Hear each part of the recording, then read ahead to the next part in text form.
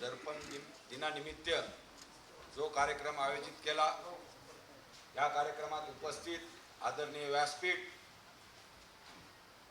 या दर्पण दिनानिमित्त मी राष्ट्रवादी काँग्रेस पक्ष शरदचंद्र पवार साहेबांच्या वतीनं मी सर्व पत्रकारांना एक पेन लेखणी देऊन सर्वांना शुभेच्छा देतो।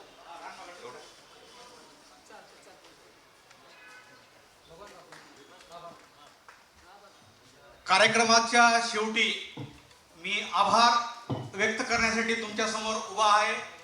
आज दर्पण दिनानिमित्त परळी शहर व तालुका पत्रकार संघाच्या वतीने जो कार्यक्रम आयोजित केला होता, त्या कार्यक्रमामध्ये जे प्रमुख पाहुणे म्हणून माजी मंत्री आमदार धनंजयजी मुंडे साहेब या ठिकाणी वेळात वेळ काढून आल्या, त्याबद्दल मी त्यांचं पत्रकार संघाच्या वतीने आभार मानतो।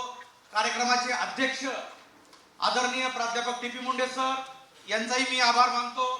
आणि ज्यांच्यासाठी आपण सर्व पत्रकार एकत्र जमलो होतो की पत्रकार क्षेत्रामध्ये आपण काय शिकायचं, असे डॉक्टर धारुळकर साहेब हे संभाजीनगरहून इथं आले, त्यांचाही आभार व्यक्त करतो। आणि खास करून या कार्यक्रमाला जे प्रोत्साहन दिलं, सहकार्य केलं, अशा परळीच्या प्रथम नागरिक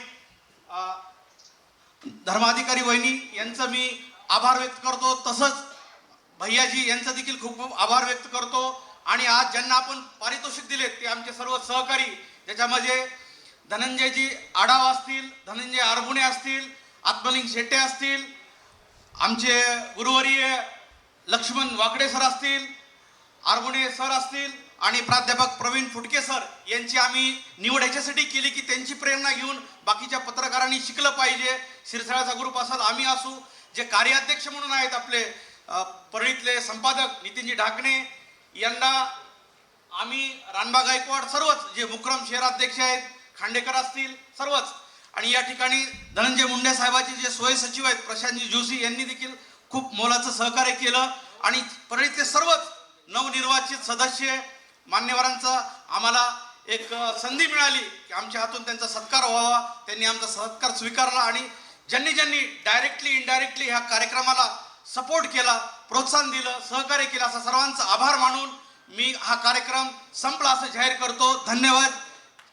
जय हिंद, जय भारत।